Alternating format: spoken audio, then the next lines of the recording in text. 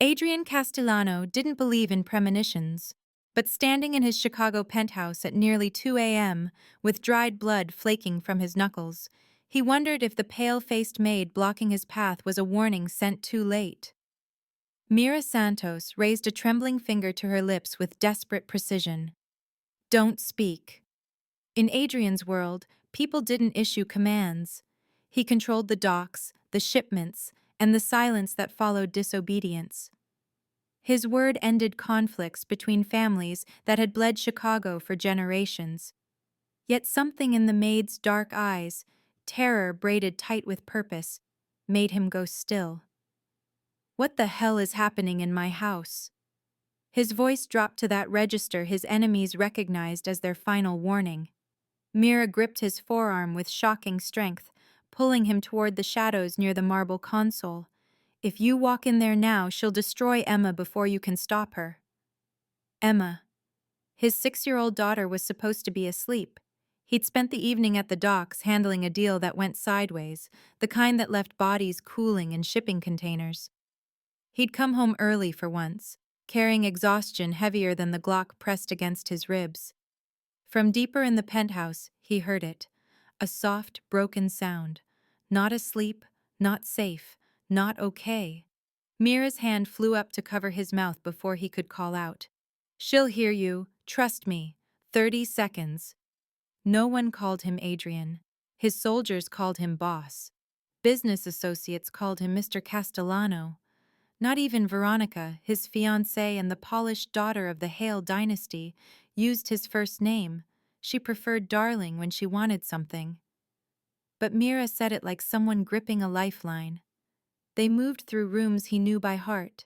As they approached Emma's bedroom, Mira positioned him beside the doorframe, just out of sight. Then she tilted her head, directing his gaze through the crack. Adrian saw his daughter kneeling on the carpet, small shoulders shaking in her butterfly pajamas. And towering over her, pacing in Louboutins that clicked like a countdown, was Veronica Hale, his fiancée, the woman whose family connections were supposed to elevate the Castellano name.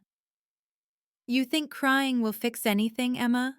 Veronica's voice sliced through the air like broken glass. "Your father isn't here. He's never here when it matters. And when he is, he's too weak to do what's necessary." Adrian's vision narrowed to a pinpoint. The edges of everything went red. Weak children become liabilities.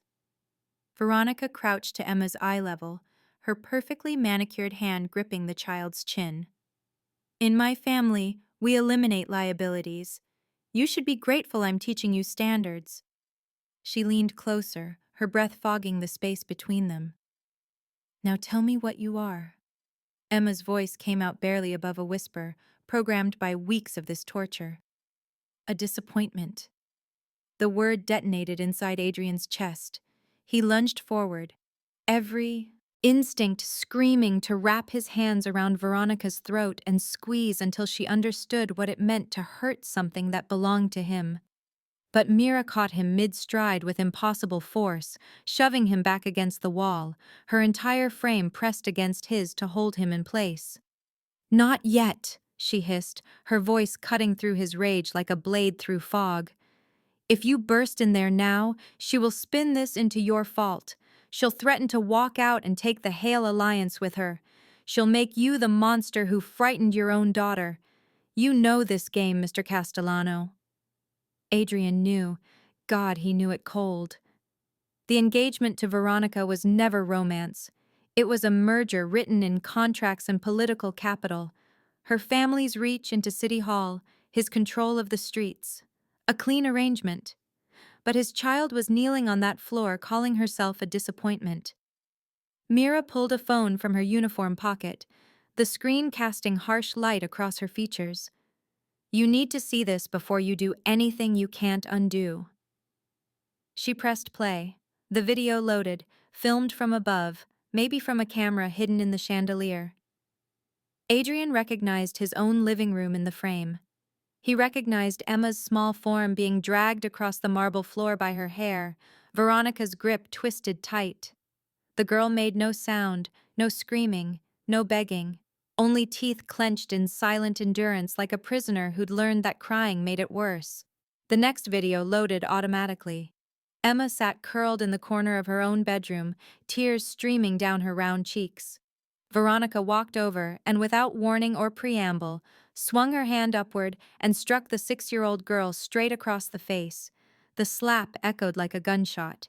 Emma's head snapped sideways, but she didn't cry out. She'd been trained too well. Then Veronica's voice filled the recording, cold and deliberate as a scalpel. "Your mother was weak, Emma. That's why she's gone. Do you want to be weak like her? I can feel you holding your breath right now. You're angry. You're scared for Emma. You're already on Adrian's side. That's exactly where you should be. This channel is built for people who don't just want entertainment. They want stories that make them feel something real. If that's you, if you're the kind of person who believes children should be protected and monsters should face justice, then you're already part of this family. Subscribe. Join us. Because we're about to watch Adrian Castellano go to war, and you deserve to see every moment of it." Adrian's hands shook as Mira paused the video, the screen freezing on his daughter's tear-stained face. How long had this been happening? How many nights had he come home late, walked past Emma's closed door, and believed Veronica's reassurances that everything was fine? How many times had his daughter looked at him with those wide, terrified eyes, and he'd missed the plea hidden inside them? How long? His voice came out strangled. Mira's expression was stone, but her eyes burned. 2 months. Maybe longer. 2 months. He'd been planning the Hale merger for 2 months. 2 months of late dinners, political handshakes, contract negotiations. 2 months of building what he thought was a future. And while he was building empires, Veronica Hale was destroying his daughter. Mira swiped to the next video without waiting for permission. This one was dated 3 weeks ago. Emma stood in the hallway outside her own bedroom, still in her school uniform, backpack sliding off one shoulder. Veronica's hand shot out and grabbed the child's arm, yanking her forward with enough force that Emma stumbled and nearly fell. "I told you to put your things away immediately when you come home." Veronica's voice was measured, controlled, terrifying in its calmness. "Do you think rules don't apply to you?" "I'm sorry." Emma's voice cracked.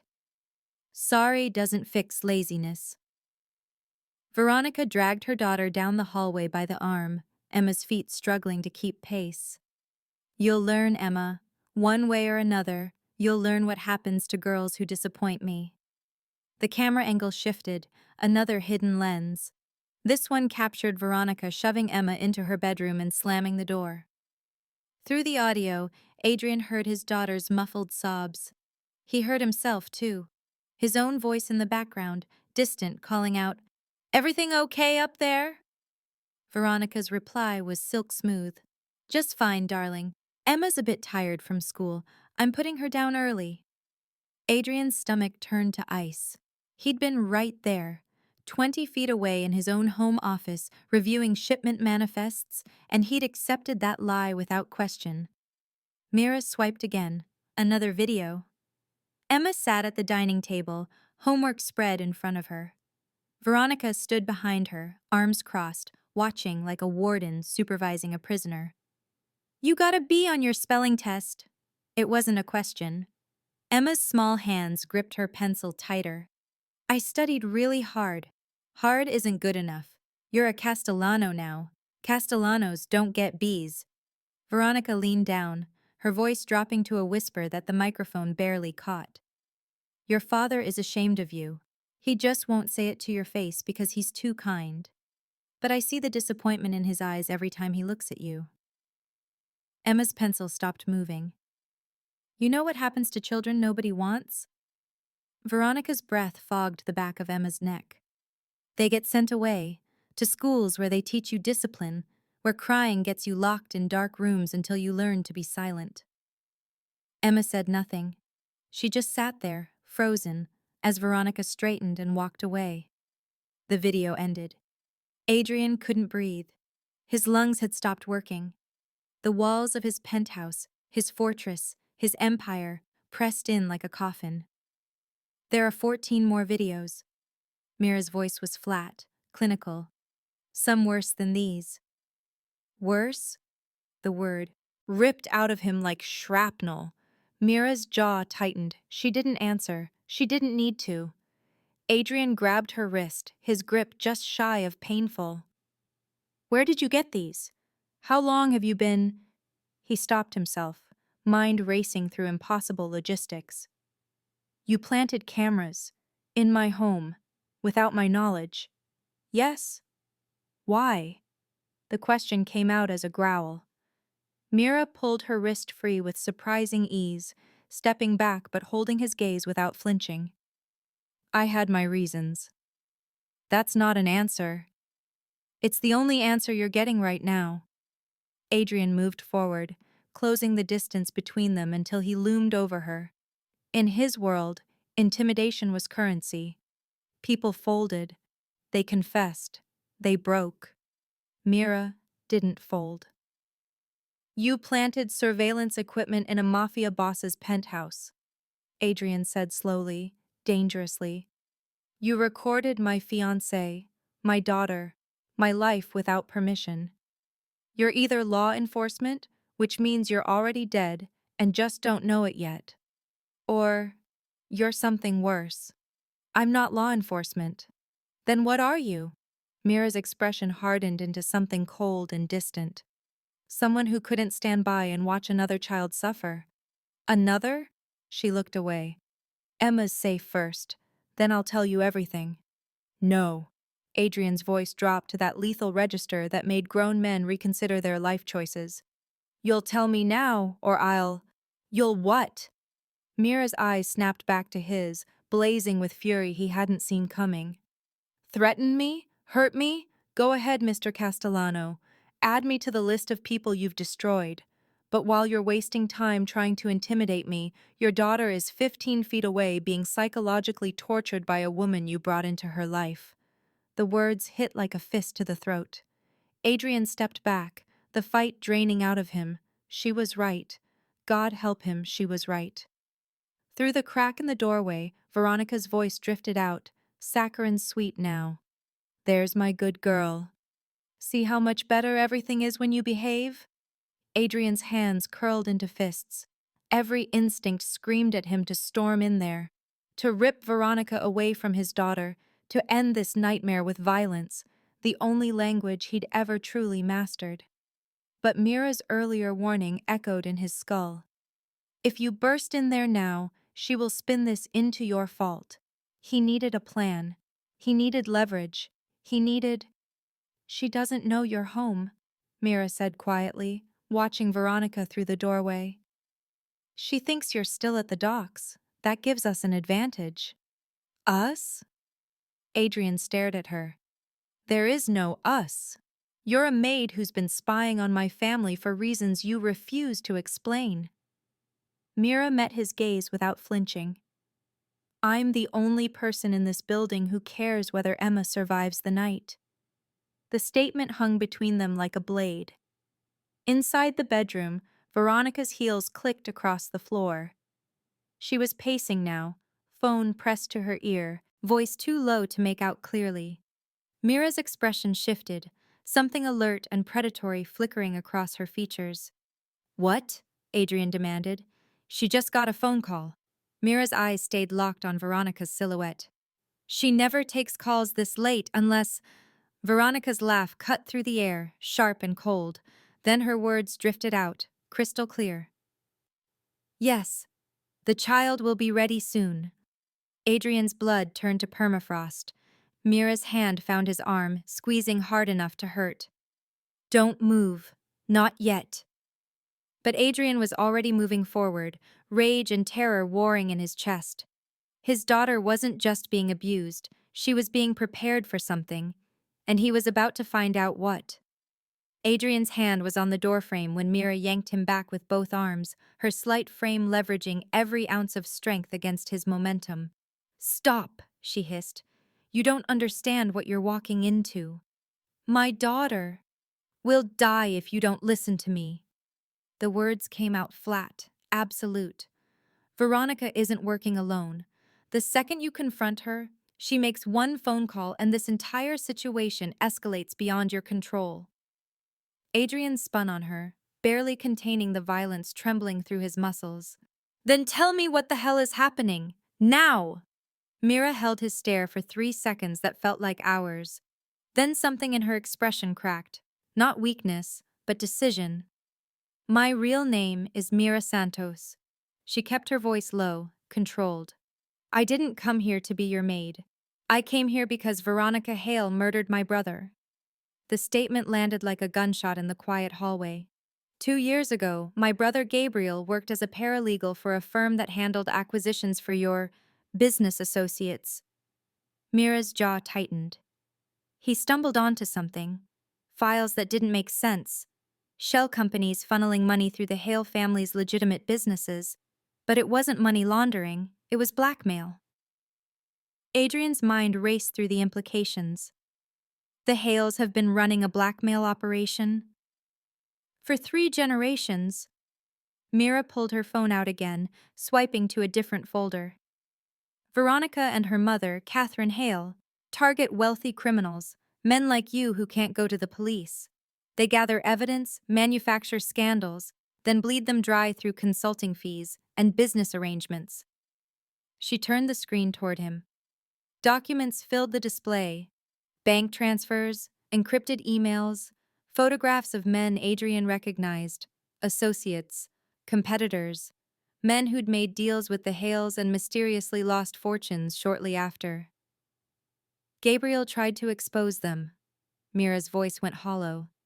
He contacted the FBI, compiled evidence, prepared testimony.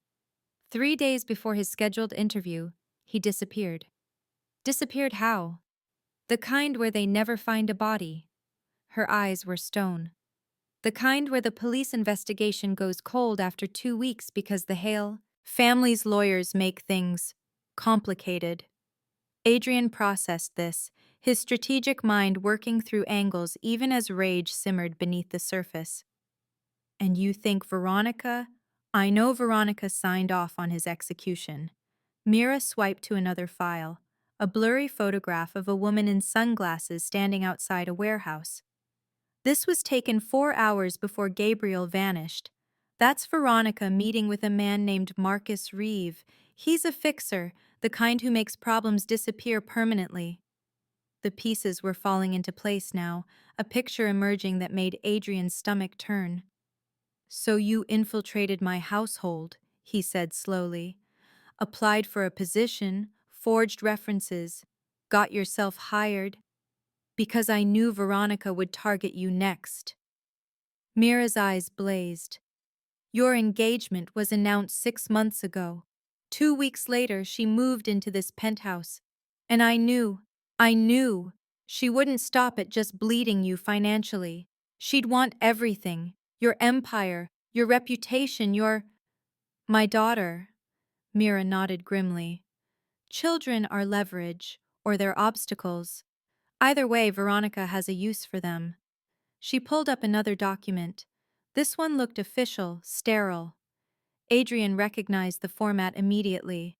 Life insurance paperwork. His signature sat at the bottom.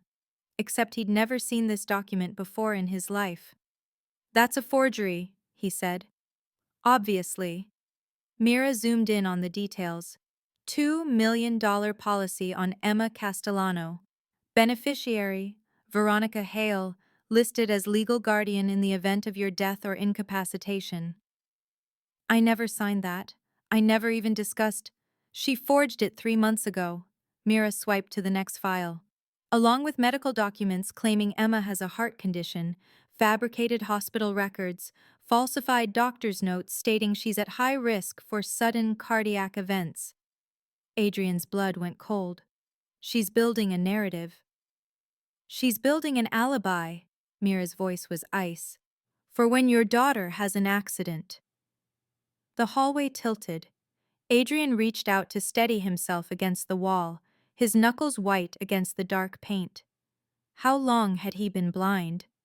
How many dinners had he sat through with Veronica, discussing business strategy, planning their future, while she systematically constructed his daughter's death? There's more.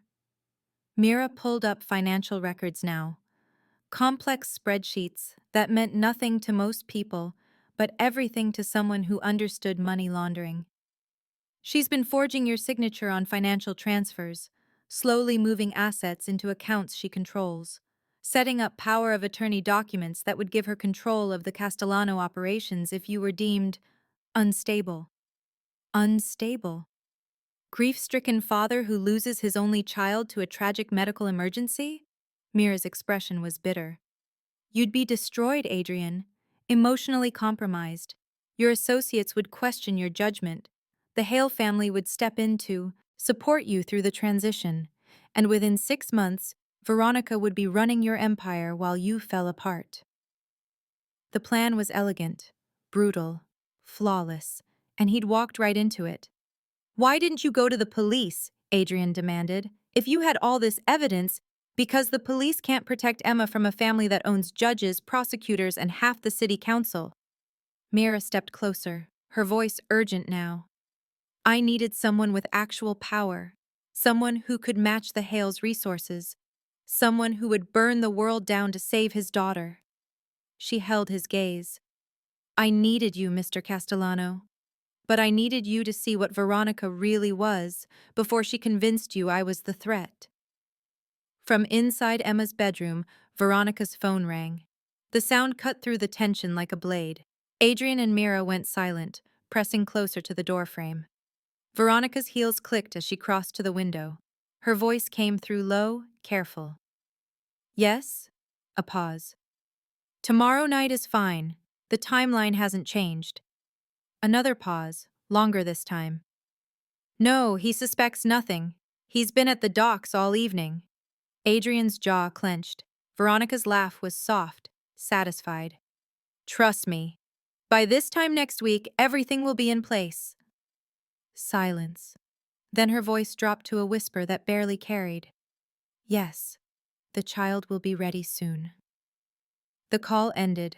Veronica stood at the window for a long moment, silhouetted against the Chicago skyline, her reflection showing a smile that would haunt Adrian's nightmares. Then she turned back toward Emma, her voice shifting to that sickeningly sweet tone. Come now, sweetheart, let's get you ready for bed. Mira's hand found Adrian's wrist, her grip desperate. She's moving the timeline up, Mira breathed. Whatever she's planning, it's happening soon. Adrian stared at Veronica's silhouette, every instinct screaming at him to act, to strike, to end this. But Mira was right about one thing. He needed to be smart. Because if he moved too soon, Emma wouldn't survive the mistake. Mira pulled Adrian further down the hallway, away from Emma's door, into the shadowed alcove near his home office. Her hands shook as she unlocked a different folder on her phone, this one password-protected, encrypted. I need you to see everything, she whispered.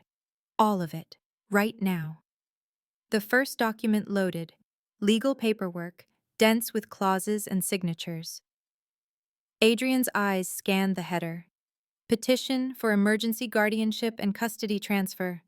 His name appeared multiple times throughout. So did Emma's. And at the bottom, listed as proposed legal guardian in the event of parental death or incapacity. Veronica Catherine Hale. She filed this 2 weeks ago, Mira said quietly, through a judge she's had on her family's payroll for 6 years.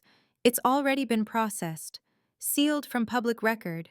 The moment something happens to you, she becomes Emma's legal guardian automatically. Adrian's throat constricted. This isn't legal. I never consented. Your signature is on page 7. Mira zoomed in. Notarized and dated. She's been forging your handwriting for months, Adrian. Practicing, perfecting it. She has samples of everything, contracts you've signed, notes you've written. She can replicate your signature better than most people write their own names. The next file loaded before he could respond. Browser history, search queries, all time-stamped, all from devices registered to Veronica's personal accounts. Household accidents involving children. Undetectable poisons, symptoms, heart failure, staged drowning death, investigation procedures. How long until digoxin becomes untraceable? Child mortality statistics, natural causes. Adrian's stomach lurched. He turned away, fighting the urge to vomit against the wall. Keep reading, Mira said, her voice gentle but unyielding. You need to see how deep this goes. Another document. This one was a printout of an encrypted email chain, decoded and highlighted. The sender was listed as VH, the recipient. A name Adrian didn't recognize, but the signature at the bottom made his blood freeze. M. Reeve, Private Solutions and Risk Management. The same man from the photograph. The fixer who'd made Gabriel Santos disappear. The email was clinical, businesslike. Timeline has been moved forward. Target, female, age 6, current residence, Chicago penthouse. Method, accidental ingestion, staged as cardiac event due to pre-existing condition. Payout on completion, $200K, standard terms. Medical examiner has been briefed on expected cause of death. No autopsy will be ordered. Veronica's reply was a single line. Confirmed. Proceed as discussed. Window opens this weekend. This weekend. 3 days from now. Adrian's knees buckled. Mira caught him, her slight frame bracing against his weight as he sagged against the wall. She was going to poison Emma. The words came out strangled, barely human. In my own home. While I was… what? Working? Sleeping 20 feet away? Yes. Mira's voice was steady, but her eyes were wet. And after Emma died, you would have fallen apart, grief-stricken, destroyed. That's when she would have moved to phase 2. She pulled up another document, more legal paperwork, this time stamped with an attorney's seal. Power of attorney, financial and medical durable. Power of attorney, business operations emergency psychiatric evaluation and temporary conservatorship. All of them bearing Adrian's forged signature. All of them granting Veronica complete control over his assets, his businesses, his medical decisions. She's been building a case that you're unstable, Mira explained. There are falsified therapy records claiming you've been struggling with violent ideation.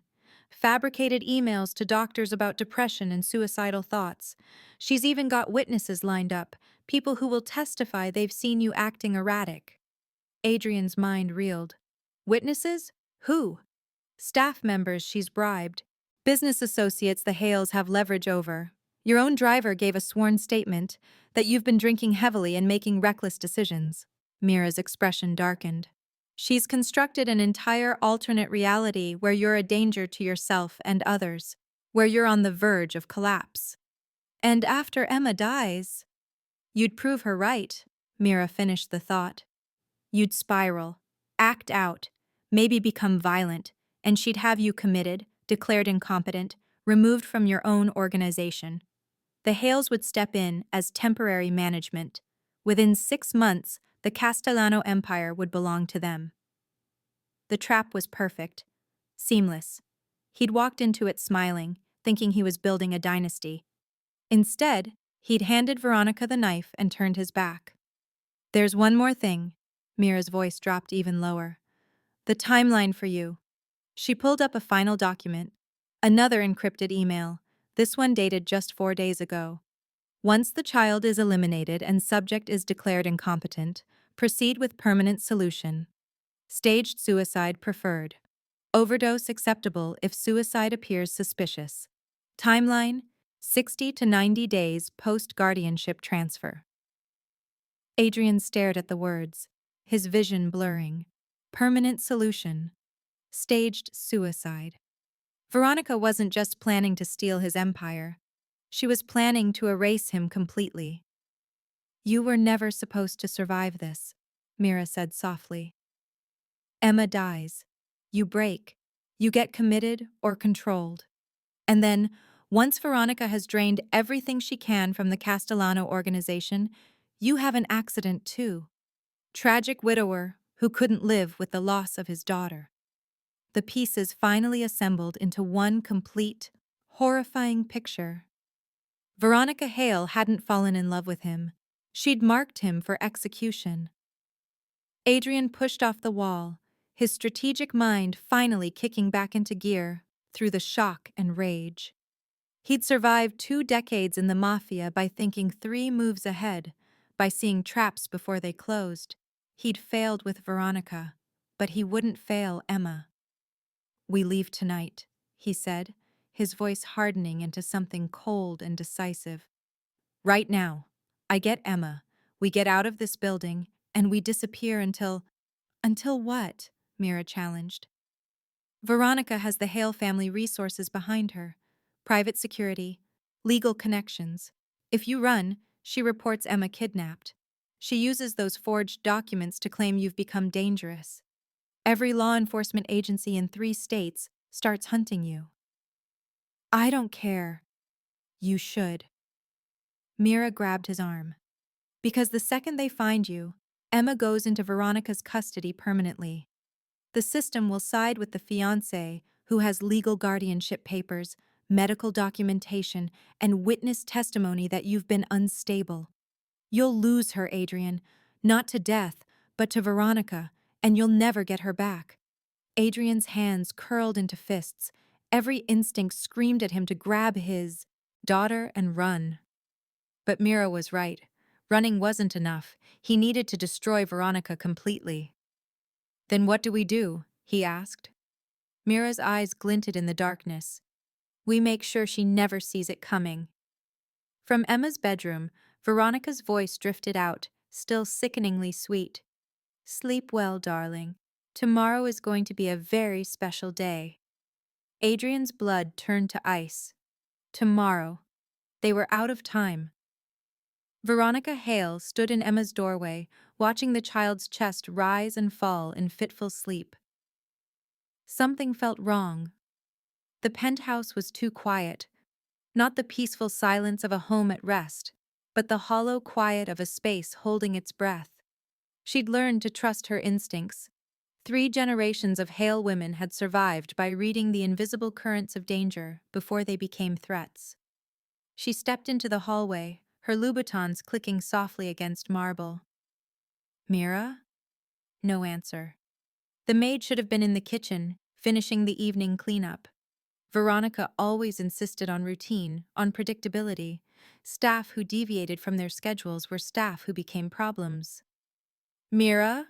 Louder this time, edged with irritation. Still nothing. Veronica's jaw tightened. She moved through the penthouse, checking rooms with growing suspicion. The kitchen was empty, gleaming and sterile. The living room undisturbed. She stopped. Her home office door stood slightly ajar. She always kept it locked. Veronica pushed it open slowly, her hand instinctively reaching for the small pistol she kept in her jacket pocket. The room appeared untouched. Desk organized, filing cabinet sealed, laptop closed. But something caught her eye. A tiny reflection of light where there shouldn't be one. She crossed to the bookshelf, tilting her head to follow the angle. There, nestled between a decorative vase and a set of legal texts, was a black object no larger than a button. A camera lens. Veronica's blood went cold, then immediately hot with fury. She ripped the device from its hiding place, turning it over in her manicured fingers. Professional grade, wireless, motion activated, the kind that transmitted directly to cloud storage. Her mind raced through the implications. How long had it been there? What had it recorded?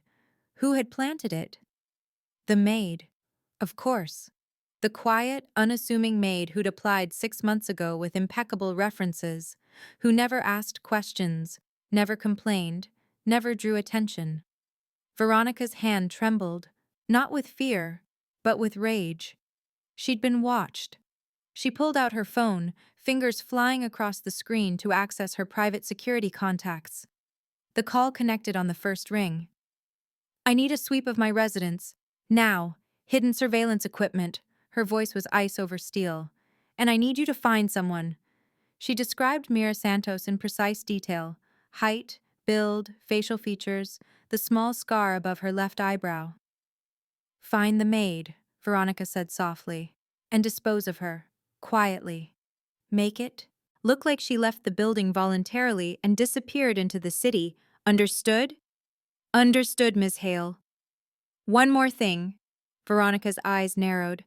"Check if Adrian has come home yet. If he's in the penthouse, do not engage. If he's still out, we move immediately." She ended the call and stood there in the dim office, her reflection visible in the darkened window. How much had been recorded?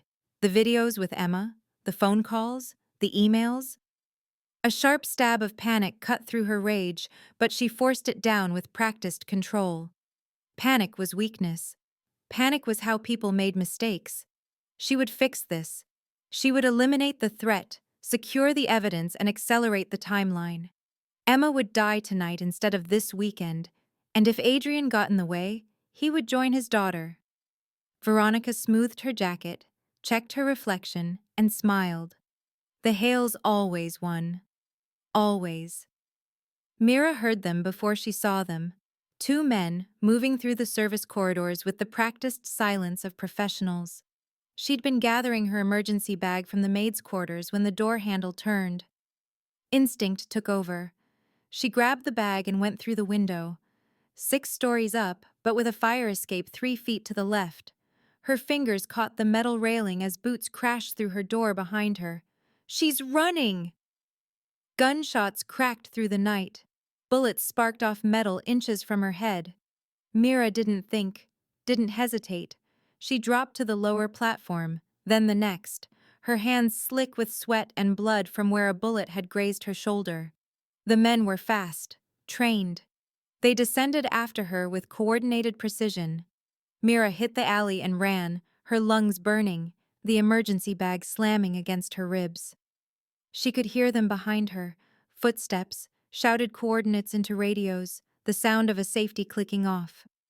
She turned a corner, then another, weaving through the Chicago streets she'd memorized for exactly this scenario. The pain in her shoulder bloomed into something hot and wet, but she couldn't stop. If they caught her, Emma would die alone. She burst back into the penthouse building through a service entrance, her keycard barely working through blood-slick fingers. The elevator was too dangerous, they'd be watching. The stairs, then.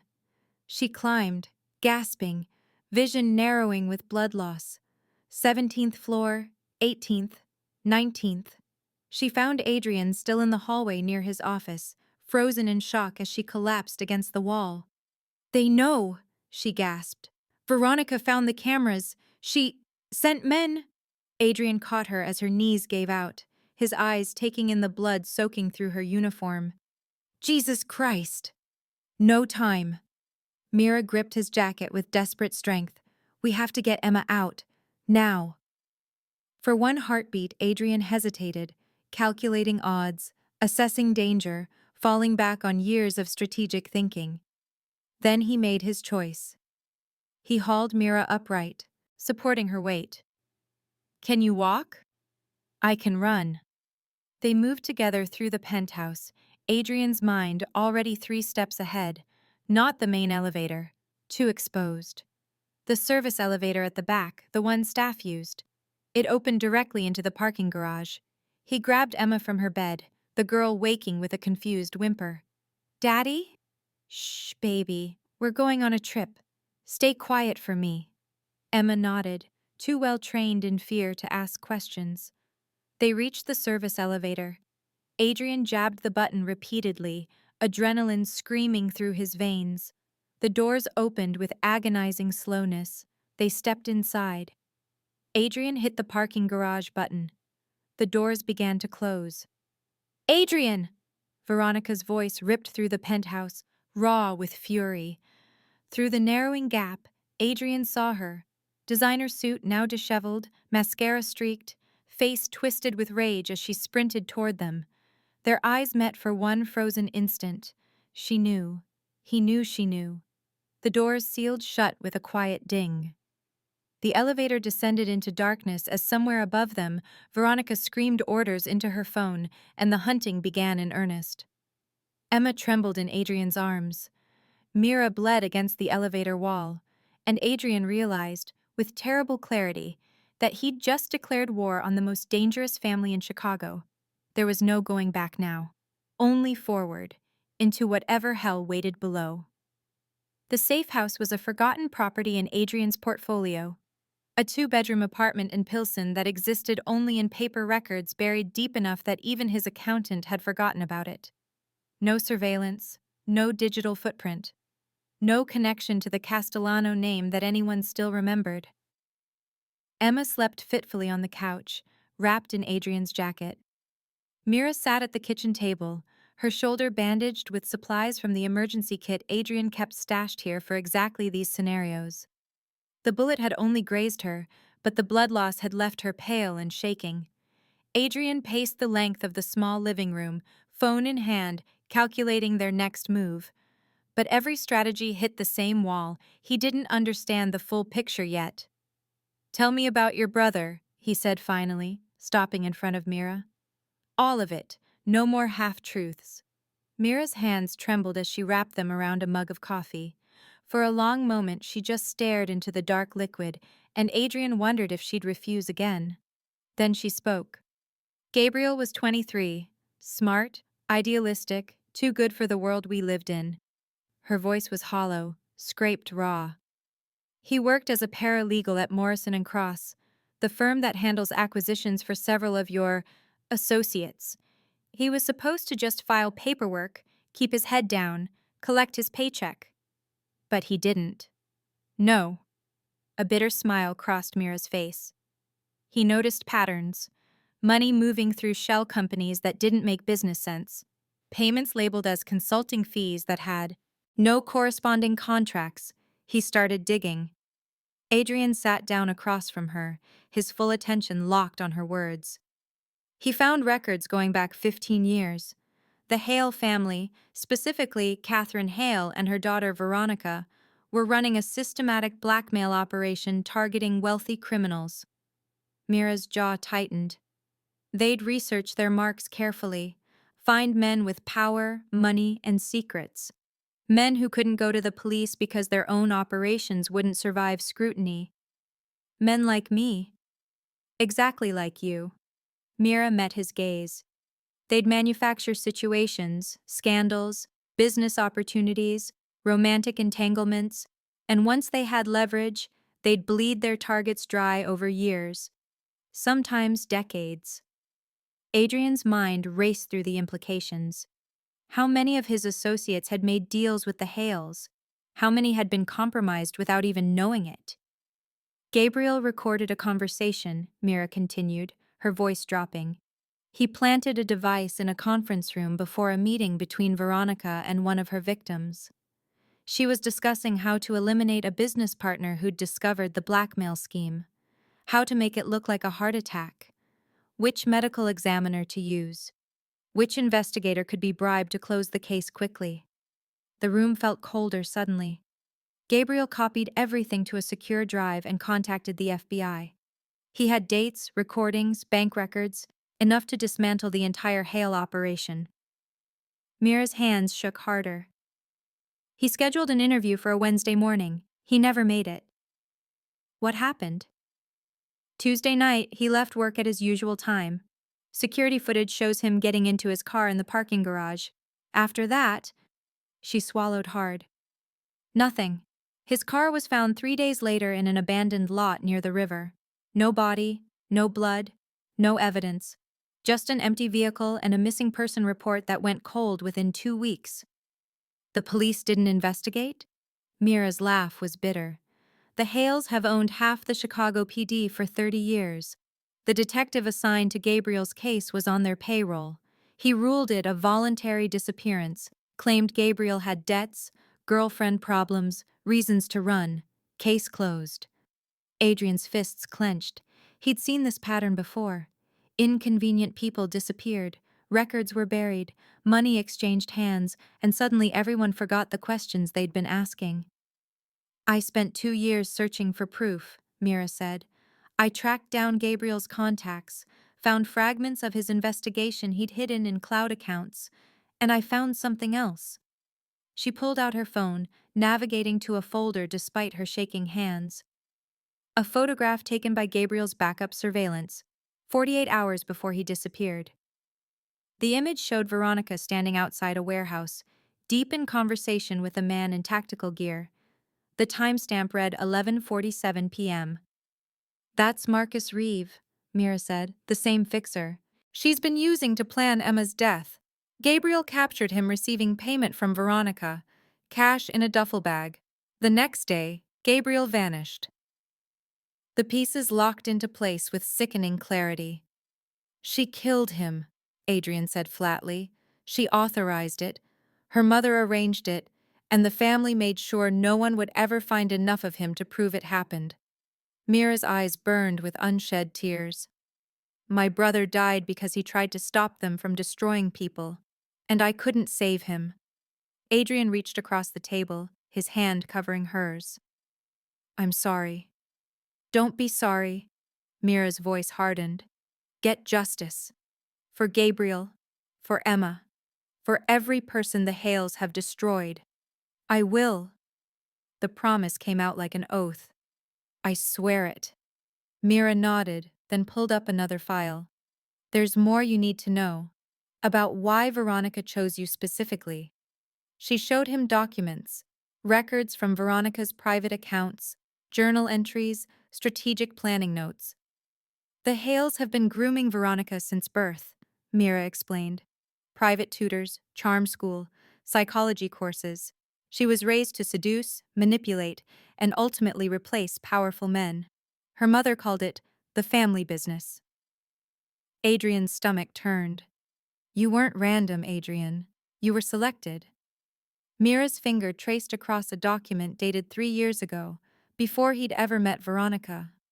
Castellano's syndicate profile: single father, recent widower, vulnerable to romantic manipulation, controls significant territory but lacks political connections, no close family to interfere, risk assessment, high reward, manageable complications.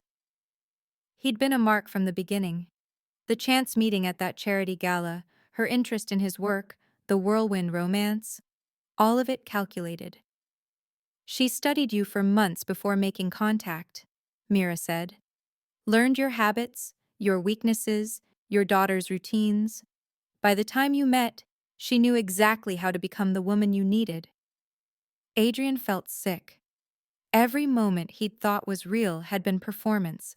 Every smile, every touch, every whispered promise, lies built on reconnaissance. "The framing campaign started the day she moved in," Mira continued, pulling up more files. "Fabricated therapy records, forged emails, witnesses bribed to testify you've been unstable. She's been building a psychological profile that will hold up in court, violent criminal suffering from depression and paranoid delusions." Adrian stared at the documentation of his own character assassination. It was thorough, professional, devastating. "I need someone I can trust," he said suddenly. "Law enforcement who isn't on the Hale payroll." Mira looked skeptical. "That's a short list in Chicago." "I know someone." Adrian pulled out his phone, scrolling through encrypted contacts. "Frank Morrison, FBI. We've had an understanding for years. He looks the other way on certain business matters. I provide intelligence on trafficking operations. He's clean. I've verified it." He placed the call. It rang 3 times before a gravel-rough voice answered. "Castellano, it's 2 in the morning. Frank, I need a meet. Now. Off books." A pause. "How bad?" "Attempted murder of a child bad. Conspiracy to commit fraud and homicide. The Hale family." The pause lengthened. When Frank spoke again, his voice was sharp, alert. "Give me an address. 30 minutes." Adrian rattled off the location and ended the call. Across the room, Emma stirred, whimpering in her sleep. Adrian went to her, brushing hair from her face, his heart breaking at the fear etched into her features, even in unconsciousness. Mira watched from the kitchen table, her expression unreadable. "Maybe you've lost someone too." Maybe you know what it feels like to be powerless while someone you love suffers. Maybe that's why you're still here, listening, hoping that this time, just this once, the good guys win. If that's you, you belong here. Subscribe, because this channel tells the stories where people like Mira and Adrian don't give up, where justice isn't just a word, where the people who protect children are the real heroes. Welcome home. We're going to destroy them, Adrian said quietly, more to himself than to anyone else. The Hales, Veronica, everyone who touched my daughter, everyone who killed your brother. How? Mira asked.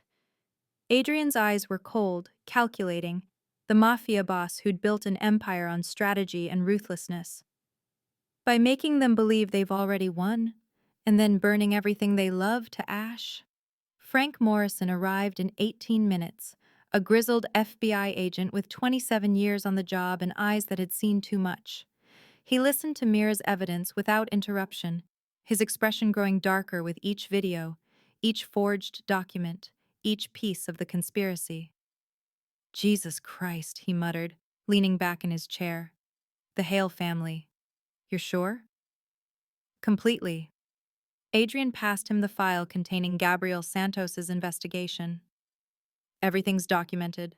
Blackmail, murder, conspiracy to commit fraud and homicide. I need you to... His phone buzzed. A text from an unknown number. They're coming. Building surveillance just went active. Multiple vehicles converging on your location. VH. Adrian's blood went cold.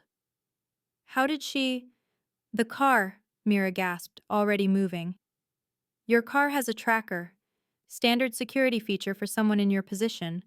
I should have thought... No time. Frank was already on his feet, hand moving to his service weapon. How many exits? 2. Front and fire escape. Adrian scooped Emma from the couch, the girl waking with a frightened whimper. Frank, how fast can you get back up here? Frank checked his phone, his face grim. 20 minutes minimum, maybe 30 with traffic. Then we're on our own. Adrian, Frank's voice stopped him. Veronica's filed emergency custody paperwork. I just got the notification. It came through 10 minutes ago. She's claiming you kidnapped Emma during a mental health crisis. There's a warrant for your arrest and an emergency protective order. If my people find you with Emma, they're legally obligated to take her. The trap was perfect. Even if Adrian survived, he'd lose his daughter to the system, and Veronica would be waiting. How long do we have? Mira asked, already positioning furniture to create barriers. Frank's phone buzzed. His expression went flat. They just entered the building.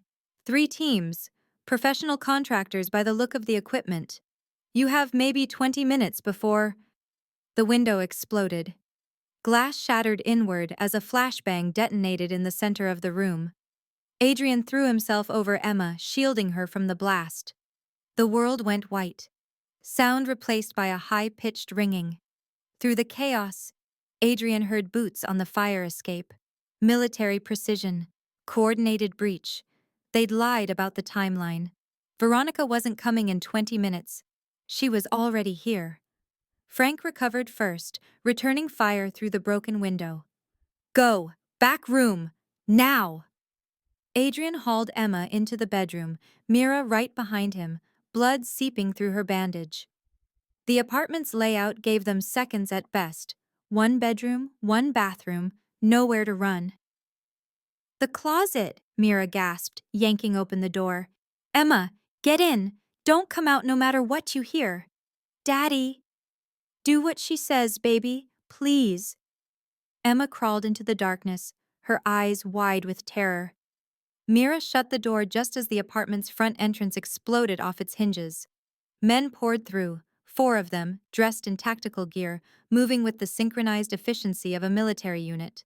Frank took down one with a center mass shot, but return fire drove him back behind the overturned couch. Adrian had no gun, no weapon except his hands and 20 years of surviving Chicago's underworld through violence and instinct.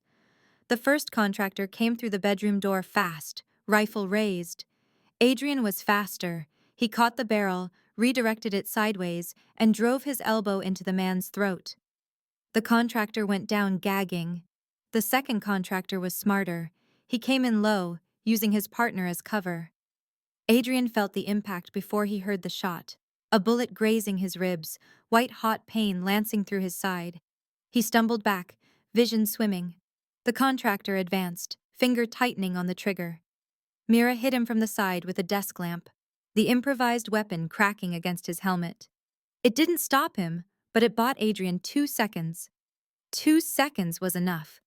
Adrian lunged forward, grabbed the rifle, and slammed the stock into the contractor's face. Once. Twice. The man collapsed. In the living room, Frank was pinned down, trading shots with the remaining contractors. The air was thick with cordite and plaster dust. Somewhere below, Adrian heard sirens, police responding to the gunfire, but whether they were Hale-owned or legitimate was anyone's guess. Adrian! Frank's warning came too late. The third contractor appeared in the bedroom doorway, weapon trained not on Adrian, but on the closet where Emma hid. Get on the ground or the kid dies. Adrian froze, hands raised, blood soaking through his shirt. Don't, please. On the ground. Adrian dropped to his knees, helpless rage burning through him. He'd survived 2 decades of gang wars, territorial disputes, and assassination attempts. But watching a gun pointed at his daughter's hiding place unmade him completely. Good. The contractor's finger moved to his radio. Package located. Requesting. Mira's knife took him in the throat. The maid moved with surgical precision, the blade she'd concealed in her boot finding the gap in his tactical vest. The contractor dropped without a sound, blood pooling across the bedroom floor. Adrian stared at her. Where did you... My brother taught me. Mira's voice was flat, empty. Before the Hales killed him. The apartment went suddenly quiet. The last contractor in the living room had retreated or been neutralized. Adrian couldn't tell which. Frank called out, checking for casualties. Then Adrian heard it. Heels clicking on the stairwell outside. Slow, deliberate, confident. The door, what remained of it, swung open wider. Veronica Hale stepped through the carnage like she was entering a gallery opening. Her designer suit was immaculate despite the chaos. Her makeup perfect. Her smile cold enough to freeze blood. Adrian, she surveyed the destroyed apartment with clinical interest. You've made quite a mess. 4 more contractors filed in behind her, weapons raised, creating a perimeter. Frank started to move, but one of them put a gun to his head. He froze. Veronica's eyes found the closed closet door. Emma, sweetheart, come out now. Your father's had an episode, but everything's going to be fine. Don't you dare. Adrian tried to stand, but a contractor's boot caught him in the chest, slamming him back down. I have custody papers, Adrian. Legal and binding. Signed by a judge. Veronica pulled out her phone, showing him the documents. You kidnapped your daughter during a mental health crisis. The police are already on their way. FBI is already here. She glanced at Frank. Hello, Agent Morrison. Thank you for responding so quickly. Frank's face was stone. This isn't legal, Veronica. It's perfectly legal. You'll find everything in order. She turned back to Adrian, crouching to his eye level with mock sympathy. You came home too soon, darling. That was your mistake. If you'd just stayed at the docks another hour, none of this would have been necessary. Adrian's vision blurred with rage and blood loss. I'll kill you. No. Veronica's smile widened. You won't. Because if you touch me, if you even try, Emma disappears into state custody, and I become her legal guardian within 24 hours. You'll never see her again. She stood, smoothing her jacket. Now, Emma, come out, or I'll have these nice men remove the door. The closet stayed silent. Veronica's expression hardened. She nodded to one of her contractors. He raised his rifle, aiming at the closet. Wait! Mira's voice cut through. Wait, I'll get her. Veronica's eyes narrowed. The maid who tried to ruin everything. I should have killed you properly the first time. You should have. Mira limped toward the closet, each step leaving bloody footprints. But you didn't. She opened the door slowly. Emma stared out from the darkness, tears streaming down her face. And Veronica smiled, victory shining in her eyes like a blade catching light. Veronica had Emma. The contractors pulled the child from Mira's arms with professional efficiency, and Emma screamed, a sound that tore through Adrian's chest like shrapnel. Mira lunged forward, but a rifle stock caught her in the stomach, doubling her over. Enough! Veronica's voice cut through the chaos. Everyone out! I'll handle this personally. The contractors hesitated. The one holding Emma looked uncertain. Ma'am? Protocol is to… I said out. Veronica's tone left no room for argument. Wait in the stairwell. If anyone tries to leave, shoot them. They filed out, taking Frank with them at gunpoint. The FBI agent caught Adrian's eyes as he was dragged through the door, a silent promise. I'll get help. But help wouldn't arrive in time. The door closed, leaving only Adrian bleeding on the floor, Mira gasping against the wall, Emma sobbing in Veronica's arms, and Veronica herself, standing in the center of the destroyed apartment like a queen surveying conquered territory. Take her back to the bedroom, Veronica said, her voice eerily gentle. The one you were hiding her in. How poetic. Adrian tried to rise, but Veronica pulled a small pistol from her jacket. Elegant, chrome-plated, deadly. She pressed it to Emma's temple. Don't. Adrian froze. Veronica smiled. Good. Now move. They stumbled into the bedroom. Emma first, then Mira, then Adrian. Veronica followed, kicking the door shut behind her. The small space felt like a coffin. Sit. Veronica gestured with the gun to the far wall. All of you. Where I can see you. They obeyed. Emma curled against Adrian, her small body shaking with sobs. Mira positioned herself between them and Veronica, even now trying to shield the child. Veronica stood with her back to the door, the gun steady in her hand. For a long moment, she just stared at them, her expression unreadable. Then something cracked. You came home too soon. Her voice was soft, almost wondering. Do you understand that? Everything was perfect. The timeline, the arrangements, the documentation. Another 3 days and Emma would have had her accident. Another week and you would have started falling apart. Another month and I would have owned everything. Her mascara was running now, black streaks cutting through foundation that had begun to crack. The polished facade was dissolving, revealing something raw and furious underneath. But you came home early. The last word came out as a hiss. You weren't supposed to be there. You were supposed to be at the docks until 3 a.m., dealing with your pathetic shipment problems. But you came home, and that maid… She spat the word at Mira. That interfering little bitch stopped you from walking in immediately. You were torturing my daughter, Adrian said, his voice deadly calm despite the blood soaking his shirt. I was training her. Veronica's composure shattered completely. Training her to be strong, to be obedient, to understand that weakness gets you killed in this world. But you wouldn't understand that, would you? You, with your soft heart and your pathetic guilt over your dead wife. Emma whimpered. Adrian's arms tightened around her. You killed Gabriel Santos. Mira's voice was ice. You ordered his execution to protect your family's blackmail operation. Veronica's laugh was brittle, unhinged. Gabriel Santos was a problem. He found things he shouldn't have found. He recorded things he shouldn't have recorded. He threatened to expose 30 years of my family's work. She shrugged, the gesture grotesque given the gun in her hand. So yes, I called Marcus Reeve. I authorized the payment. I watched him drive away with your brother in his trunk, and I slept beautifully that night." Mira lunged forward with a scream of rage. Veronica's gun swung toward her, but Adrian was faster. He caught Mira's arm, holding her back even as his own fury threatened to consume him. "Don't," he whispered. "She wants you to. She'll shoot Emma." Veronica's smile was manic. "Smart man. Always thinking 3 moves ahead. That's why you were perfect, Adrian.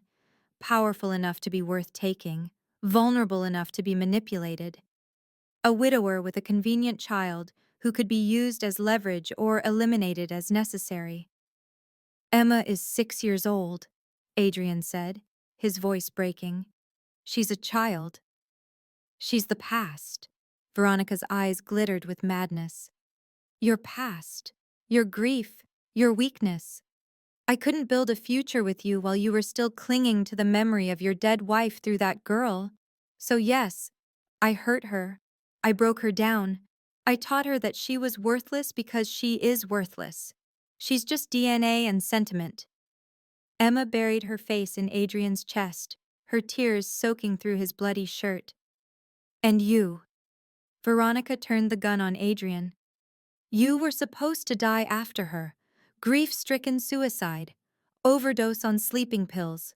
Whatever looked cleanest. The Castellano Empire would have passed to me through the power of attorney documents. Your contacts, your territory, your money, all of it would have been mine. The Hales would have controlled Chicago's underworld completely." "You were raised for this," Adrian said quietly, pieces clicking into place. "Your mother groomed you to seduce and destroy powerful men." "My mother prepared me." Veronica's voice filled with pride even as her hands trembled. 3 generations of Hale women have built empires by being smarter, stronger, and more ruthless than the men who think they run this world. I was educated in psychology, trained in manipulation, taught to identify targets and exploit weaknesses. You were my masterpiece, Adrian, the perfect mark." She laughed again, the sound spiraling into hysteria. "But you ruined it. You came home too soon. You saw things you weren't supposed to see. And that Maid had been watching, recording, waiting." Her gun swung wildly between them. "You destroyed everything." Sirens rose in the distance, growing louder. Real police this time, Adrian hoped. Federal backup, something. But they wouldn't arrive in time. Veronica heard them too. Her expression shifted, calculation cutting through the madness. She was running out of time, and she knew it. "You know what the funny thing is?" She looked at Adrian with something almost like affection. "I could have loved you if you'd just been a little more broken, a little more desperate, a little more weak. But you weren't, and that's why you have to die." The gun steadied, pointing directly at Adrian's chest. Emma screamed. Mira threw herself forward, and Veronica whispered, her finger tightening on the trigger. "You came home too soon." The gunshot was deafening in the small room. The gunshot never came. The door exploded inward half a second before Veronica could fire. FBI tactical forces breaching with overwhelming force. Flashbangs detonated, turning the world into white noise and blinding light. Veronica's arm swung toward the door in reflexive panic. Mira slammed into her from the side, knocking the pistol's trajectory wide. The gun discharged, the bullet tearing past Adrian's shoulder close enough that he felt the heat of its passage. Then the room filled with bodies.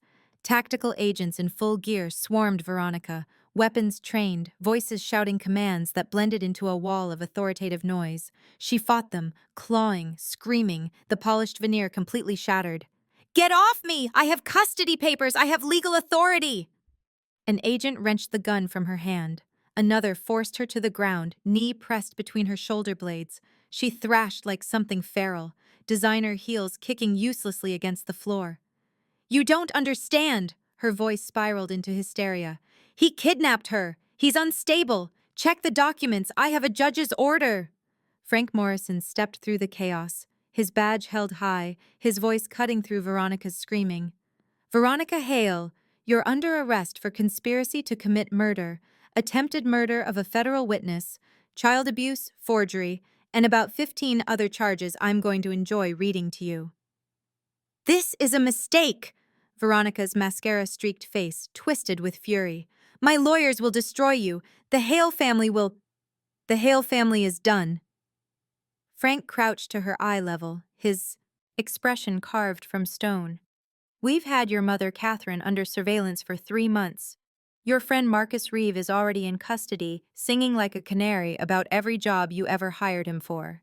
And thanks to the recordings Miss Santos provided, we have enough evidence to dismantle your entire operation." Veronica's eyes found Mira across the room, pure hatred burning in them. You ruined everything." "Good," Mira said quietly. The agents hauled Veronica to her feet, zip-tie restraints cutting into her wrists. She fought them every step, her voice echoing down the hallway even as they dragged her away. "You came home too soon, Adrian. You weren't supposed to see. This was perfect. It was perfect." Her screaming faded into the distance, replaced by the organized chaos of a federal crime scene coming together. Adrian didn't move, couldn't move.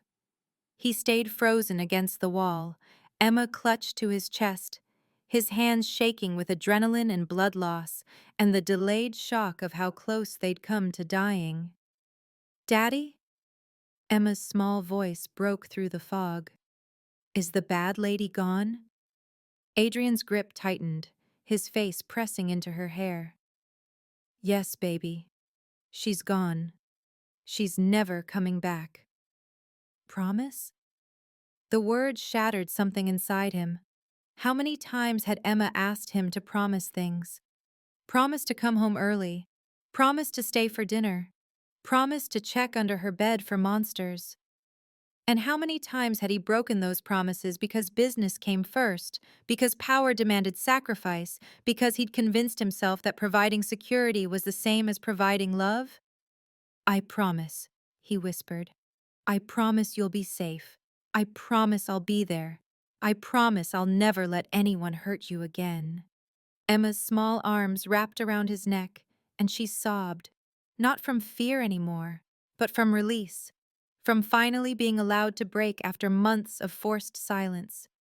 Adrian held his daughter while she cried, and let himself cry too. Across the room, Mira slid down the wall, her last reserves of strength finally giving out. The bullet wound in her shoulder had reopened during the fight, blood soaking through the bandages. Her face was pale as paper. "Medic!" Frank was already moving, barking orders into his radio. "We need EMTs up here now." Adrian gently transferred Emma to one of the female agents, a kind-faced woman who immediately wrapped the child in a thermal blanket and began speaking to her in soft, reassuring tones. Then he crawled across the debris-strewn floor to where Mira sat bleeding. "Hey," his voice was rough. "Stay with me." Mira's eyes fluttered open, unfocused. Is Emma?" "She's safe. You saved her." Adrian pressed his hand over her wound, applying pressure. "You saved both of us." "Gabriel," Mira's voice was fading. "Did Frank say, your friend said they have evidence? They have everything. Your brother's investigation, the recordings, all of it. Veronica and her mother are going to prison for the rest of their lives." Adrian's throat tightened. "You got justice for him, Mira. You did it." A tear slid down her cheek. He would have liked Emma. He always wanted to protect kids who don't talk, save your strength. But Mira's hand found his, squeezing weakly. "Thank you for believing me, for trusting. You trusted me first." Adrian's voice broke. "You risked everything to save a stranger's daughter. You're the bravest person I've ever met." Paramedics burst into the room, their efficiency creating a small pocket of organized medical response in the chaos. They took over from Adrian, loading Mira onto a stretcher with practiced speed. As they carried her toward the door, she caught his eyes one last time. "Keep her safe," she whispered. "Always," Adrian promised. 3 hours later, dawn broke over Chicago in shades of gold and pink, the city stretching out below Adrian's hospital room window like a kingdom he no longer wanted to rule. His ribs were bandaged, his shoulders stitched, his body pumped full of antibiotics and painkillers. Emma slept in the chair beside his bed, finally peaceful, finally safe. Wrapped in hospital blankets and holding a stuffed bear one of the nurses had found for her. Frank had come by an hour ago with updates. Catherine Hale arrested, Marcus Reeve in custody, 17 members of the Hale network being rounded up as they spoke. The blackmail operation was collapsing, its victims finally free to speak without fear. Mira was in surgery down the hall. Stable, the doctors said. She'd lost a lot of blood, but she'd survive. She'd testify. She'd see Veronica and Catherine sentenced. She'd finally get to lay her brother's memory to rest. Adrian watched the sunrise and made his own accounting. 20 years in the Mafia. 20 years of violence, strategy, power plays, and empire building. 20 years of telling himself he was building something worthwhile, something that would protect his daughter and secure her future. And in the end, the greatest threat to Emma hadn't come from rival gangs or federal investigations or turf wars. It had come from the woman he'd welcomed into his home. His phone buzzed. A message from his attorney. Custody hearing scheduled. With Veronica's arrest and the evidence, you'll have no problem retaining full parental rights. Call when you're ready to discuss next steps. Next steps. Adrian looked at Emma, her small chest rising and falling in peaceful sleep. She'd been hurt, traumatized, broken down by someone who was supposed to protect her. It would take time to heal.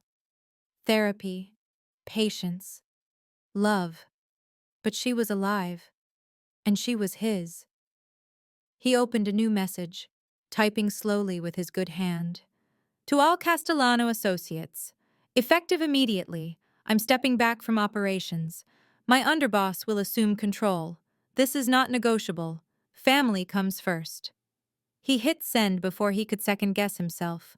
20 years of building an empire, gone in one sentence. And he'd never felt more free. Emma stirred, her eyes opening slowly. When she saw him watching, she smiled. Tentative, fragile, but real. Hi, Daddy. Hi, baby girl. Are we going home? Adrian thought about the penthouse, the hallways where Emma had been tormented, the rooms where Veronica had plotted murder, the home that had become a hunting ground. No, he said softly. We're going somewhere new, somewhere safe. Just you and me. What about Mira? Mira too, if she wants to come. Adrian reached out, and Emma climbed into the hospital bed beside him, careful of his injuries. She's family now. Emma nodded, accepting this with the easy wisdom of children who'd learned too young that family wasn't always blood. Sometimes it was the people who showed up when everything fell apart. They sat together watching the sunrise, father and daughter, survivors of a war fought not on streets or docks, but in the quiet rooms where monsters wore designer suits and perfect smiles. Look at them. Father and daughter, safe, together, healing. If that made your chest tight, if you're smiling through tears right now, if you're thinking thank God they made it, then you're exactly who this channel is for. Subscribe, because you're the kind of person who believes love is stronger than evil, who believes broken people can heal, who believes that sometimes coming home too soon is exactly the miracle you need. This is your family now. These stories are yours, and we're just getting started. Click that button and stay with us. Adrian Castellano had spent 20 years fighting for power. But the greatest war he ever fought, the only one that truly mattered, was for his daughter's life. And against all odds, in the face of manipulation and murder and conspiracy that should have destroyed them both, they'd won. Not because he was the most feared man in Chicago, but because when it mattered most, he came home too soon. And sometimes, being in the right place at the right time was the only miracle you needed. Veronica Hale and Catherine Hale were convicted on multiple charges and sentenced to life in prison without parole. Marcus Reeve turned state's witness and received a reduced sentence in exchange for testimony that dismantled 3 decades of the Hale family's criminal operations. Mira Santos recovered from her injuries and testified at trial. She used the reward money from the FBI to establish a foundation in her brother Gabriel's name, helping other families find justice for missing loved ones. Adrian Castellano sold his interests in the Castellano Syndicate and moved with Emma to a quiet neighborhood where no one knew his name. He attended every parent-teacher conference, every school play, every moment of his daughter's childhood he'd almost lost. And on the anniversary of the night he came home too soon, he and Emma visit Mira, who became more than just the woman who saved them. She became family. Because sometimes the people who risk everything to save you aren't the ones you expected, they're the ones you needed all along.